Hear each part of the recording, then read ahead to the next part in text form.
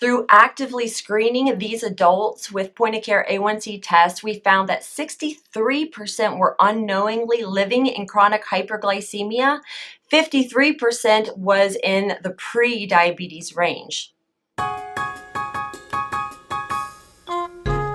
Diabetes, identifying and educating high-risk individuals.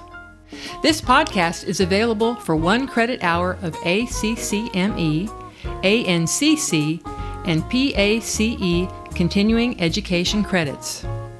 To obtain credit for this program, please visit the On Medical Grounds website or link in the description to view supplementary material and get your certificate. This podcast is sponsored by an independent educational grant from Abbott.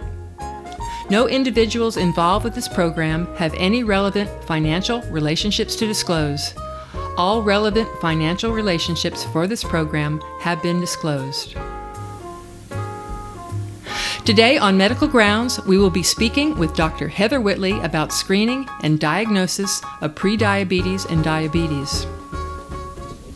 Dr. Heather Whitley is clinical professor in the Department of Pharmacy Practice at the Auburn University Harrison College of Pharmacy.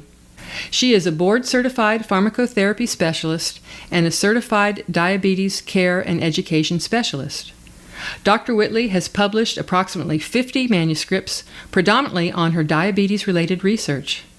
Dr. Whitley is closely involved with the Southeastern Diabetes Education Services by supporting Camp Seal Harris as an on-site pharmacist. There she cares for children with type 1 diabetes at overnight camps while teaching her pharmacy students on site. Hello, Dr. Whitley. Welcome to On Medical Grounds. Hello, thank you so much for having me today. Tell us about your research with diabetes. It has been my pleasure to serve as a clinical pharmacist in Alabama for the past 15 years or so. And while I'm taking care of many patients in the rural and urban settings with type 2 and type 1 diabetes, I also have a line of research that follows along that. One is a great interest that I have in the differences in outcomes between the glucagon-like peptide 1 receptor agonists and the SGLT2 inhibitors, particularly in terms of their benefits on cardiovascular and renal trials. I have another line in investigating scholarship of teaching and learning for increasing empathy in our learners, both pharmacy students and medical students, so that when they go out and become practitioners in the field, they have a greater appreciation for the efforts that their patients with diabetes participate in to maintain their health. Lastly, I have a line of research involving point-of-care A1C testing to help facilitate the diagnosis of diabetes and prediabetes. You probably know that there is a large proportion of our population in America that has diabetes. Last, it was evaluated as about 11.5%. And of that, there's a very large proportion, about 23% of these adults that unknowingly have hyperglycemia. They have not yet been diagnosed with diabetes, or at least aren't aware of the diagnosis. Additionally, about 1 in 3, or almost 40% of the adult population has prediabetes, which means that their blood sugar is elevated above a normal level, but not quite to the extent to be able to be diagnosed with diabetes. And of that population, 17% are unaware of their diagnosis. Well, that leads directly to my next question. I understand that large numbers of individuals with prediabetes are not being screened or diagnosed. What are some strategies that healthcare professionals could implement to alleviate this gap? There are several steps that we can take. First, as practitioners, we need to be aware of who needs to be screened. We need to think about how to screen. We need to be intentional about screening, and then we need to think about what to do with those results. Let's start with who to screen. According to the guidelines, we have the American Diabetes Association guidelines, and they recommend screening asymptomatic adults ages 45 years or older that are overweight or obese, and they might have a risk factor for diabetes, including a first-degree relative, physical inactivity, or a high-risk ethnic group, and screen those people for diabetes. Another guideline, the USPSTF, recommends a little bit different group of people to screen for diabetes. They have a difference in age. They recommend people between the ages of 35, so a bit lower than what we see with the ADA, up to 70 years of age, who are also overweight or obese, and screening them for diabetes. Could you run us through the testing methodologies for prediabetes and diabetes screening and diagnosis? Sure. There's 4 different ways of screening for prediabetes or diabetes. The first and most common that we probably see is fasting blood glucose. And that can be done with a finger prick in clinic or in the hospital, or by venipuncture. And they're looking for the concentration of glucose in the blood at that point of time, which should be without drinking or eating any food or beverage for 8 hours prior to the test. For prediabetes, that's evaluated with an outcome of between 100 and 125 milligrams per deciliter. And then a diagnosis of diabetes would be greater than that, so greater than 126 milligrams per deciliter. Another but more cumbersome method of screening for diabetes is 2 hours after a standardized 75-gram oral glucose tolerance test. This is most commonly conducted when evaluating for gestational diabetes, but it can be done in adults outside of pregnancy as well. It just requires more planning. For prediabetes, that's an outcome between 140 and 199. And for diabetes, it's an outcome greater than 200. We also have a random blood glucose test, and this was something that you might conduct in the clinic when a patient comes in complaining of typical symptoms of hyperglycemia. So headache, nausea, polyuria, polydipsia, polyphagia. And if the outcome of the blood sugar test is greater than 200 accompanied with those symptoms, that is indicative of diabetes. And then lastly is the hemoglobin A1C. So the A1C evaluates the blood glucose over the past 2 to 3 months. So whereas all of the other test methodologies that I mentioned provide a point-in-time blood glucose measure, the A1C accounts for daily fluctuations over this 2 to 3 months period of time. For prediabetes, that range is between 7.5 and 6.4, and for diabetes, it's 6.5% or higher. Well, thank you for that summary. Have you conducted research using point-of-care tests? Yes, I have. It's one of my favorite research projects I've conducted over time. I've performed point of care A1C tests both in the rural setting of Alabama, and then also collaborated on some investigations in more urban settings. Both of these different research projects required intentional screening. And that's something that I would put forth to any of your listeners if they are interested in improving the diagnostic rate or helping to improve evaluation of those people that have diabetes that are unknown that they have this hyperglycemia. It takes intentionality.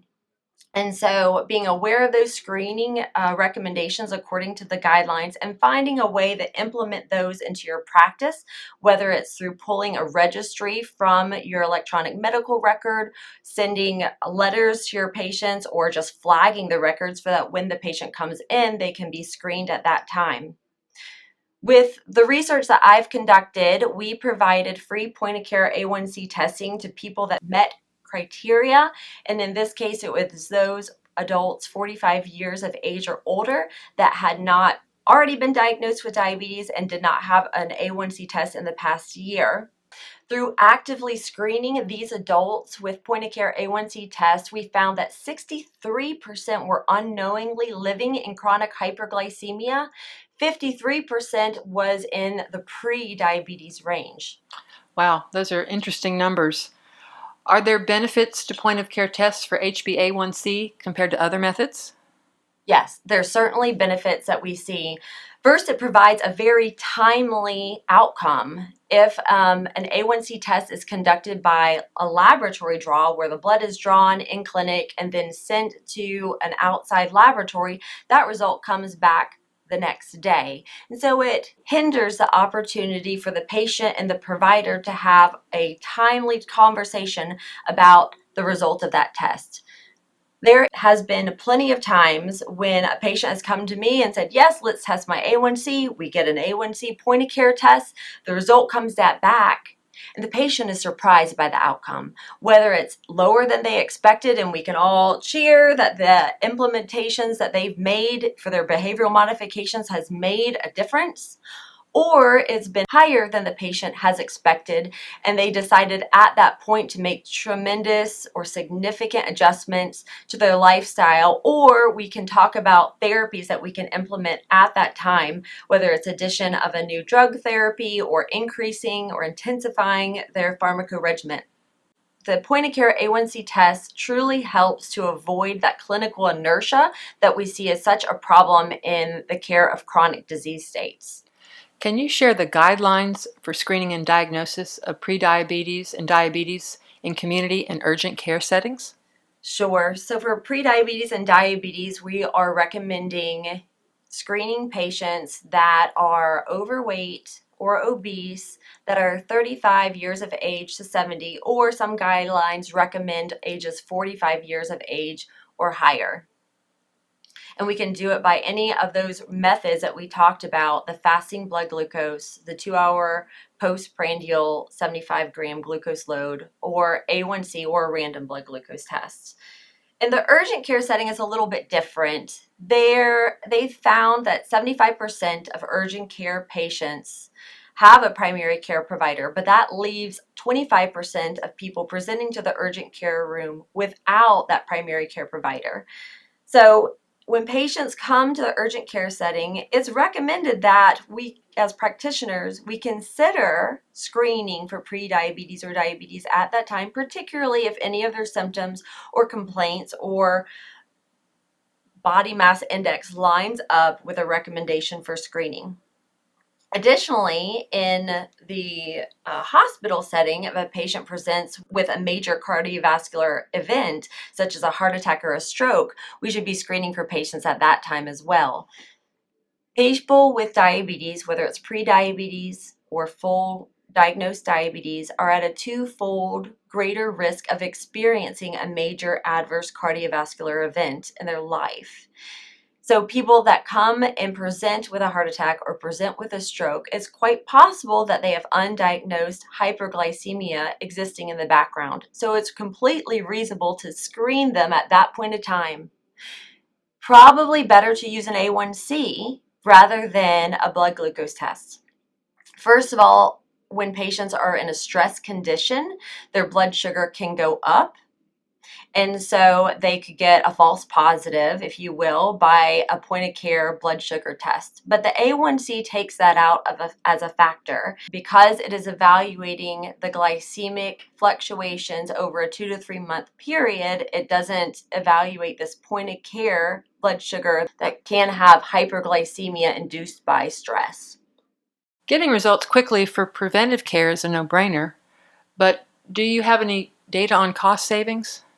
It's found that point of care A1C test units are usually a little bit pricier, a little bit higher cost than testing A1C by a central laboratory. But the cost benefit comes in a reduction of operational cost, where when you get a central laboratory A1C result and it comes back the next day and say it's abnormal, then that patient needs to be telephoned. Like, the practitioner needs to take time to call the patient to let them know of the result, or maybe send a result letter to the patient, which takes time and money as well, or schedule a second follow-up visit to discuss that abnormal result.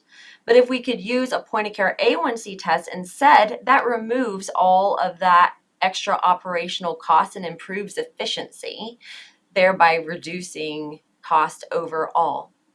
Additionally, it's found that by using this point of care A1C test, it improves access to that evaluation for the patient, so that it also results in better, quicker A1C control or glycemic control. And as we know, chronic hyperglycemia has risks. It is the number one cause of blindness and amputations and kidney failure, resulting in the need for dialysis. So the outcomes are very real, that truly have a negative impact on our patients. So if we can be more efficient in implementing a method of screening for and diagnosing and monitoring hyperglycemia in our patients, we can truly impact not only the health and quality of life of our patients, but also save the healthcare system money as well. Have you used point of care tests in any community outreach programs?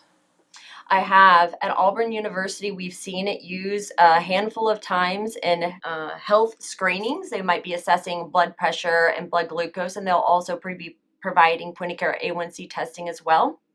At our institution, we also have an employee-based wellness program where we've used A1C testing for those patients as well. Individuals with an elevated outcome, we will refer to the National Diabetes Program to help reduce body weight, which ultimately lowers their risk of developing diabetes.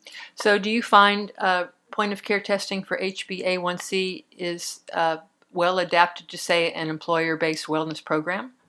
Yes, I find that to be very true. It provides patients not only a point of care evaluation of their blood sugar, but gives them perspective of what their blood sugar has been trending over the past 2 to 3 months, which I truly believe is much more meaningful than what their blood sugar is only right now at this single point of time.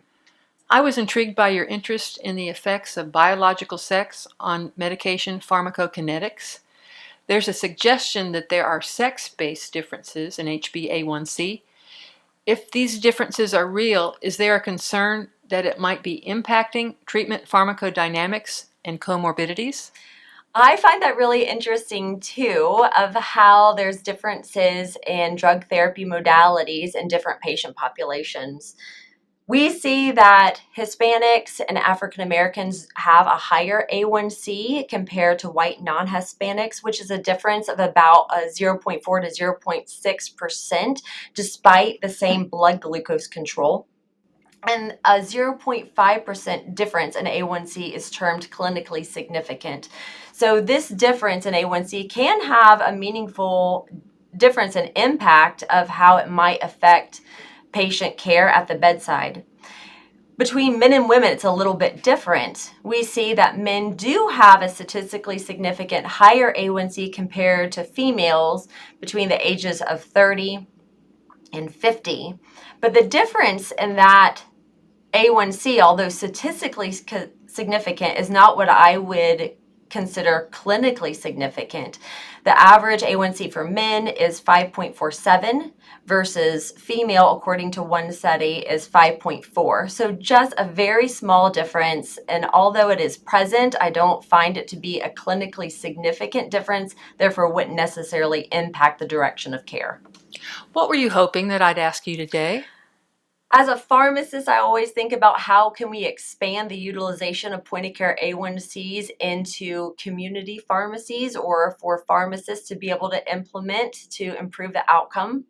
We see that pharmacists are certainly strategically placed as an easy access for patients in a variety of different centers, locations across the country's landscape. And we've seen more A1Cs going into those community settings, so that if patients are interested in evaluating their glycemic trends over the past 2 to 3 months, we can see that used more. But even more importantly than that, it's what do we do with the outcome?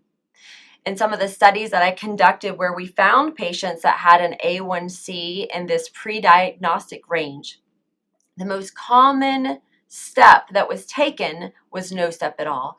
Meaning when we had a patient with an A1C that was above 6.5, so in the diagnostic range for diabetes, we saw that the practitioners were retesting it to verify the accuracy, and then very commonly implementing behavioral modifications or initiating a drug therapy. But it was different when we saw it for people in the prediabetes range. Much less commonly were they recommending a secondary screening test, and they often were not implementing behavioral modifications either. So we're allowing this undiagnosed prediabetes to continue to exist, which allows it to continue to progress forward to diabetes. But if we can take a greater effort to implement behavioral modifications, truly helping patients reduce specifically their body weight by 5 to 7%, like we see with the diabetes prevention program, we can offset the onset of developing diabetes by up to 58%, which would really have a tremendous impact in our population and reduce the continued prevalence of diabetes that seems to increase year after year. Those are exciting figures. Dr. Whitley, we appreciate your work in diabetes research, education, and prevention. Thank you so much for taking time from your busy schedule to speak with us. It's been my pleasure. Thank you for having me. And thank you for listening to the On Medical Grounds podcast. We know your time is valuable. The resources that were referred to in this podcast can be found at onmedicalgrounds.com. Be sure to click the subscribe button to be alerted when we post new content. If you enjoyed this podcast, please rate it and review it, and share it with your friends and colleagues. This podcast is protected by copyright and may be freely used without modification for educational purposes. To find more information or to inquire about commercial use, please visit our website onmedicalgrounds.com.